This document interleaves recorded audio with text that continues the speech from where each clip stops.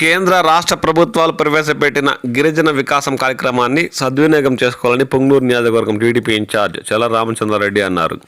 రొంపిచెర్ల మండలంలోని పెద్దగొట్టిగులు పంచాయతీ కొండారెడ్డివారిపల్లిలో గిరిజన వికాస్ కార్యక్రమాన్ని నిర్వహించారు. ఈ కార్యక్రమంలో tahsildar Kiran Kumar, MPDO Reddapachari, MEO Srinivasulu, SI Madhusudan, TDP మండల అధ్యక్షుడు ఉయ్యాల రమణ, మాజీ కన్వీనర్ ఓబులేశ్వరరెడ్డి, మాజీ సర్పంచ్ రవికుమార్ నాయుడు, శేషాద్రి నాయుడు తదితరులు పాల్గొన్నారు. గిరిజన గ్రామాల అభివృద్ధిపై ప్రభుత్వం ప్రత్యేక దృష్టి సారించిందని పొల్చా మండలం తహసీల్దార్ జయసింహ తెలిపారు. పొల్చా మండలం తెల్లవారిపల్లి పంచాయతీ శ్రీనివాసపురం ఎస్టీ కాలనీలో గిరిజన వికాసం కార్యక్రమం నిర్వహించారు.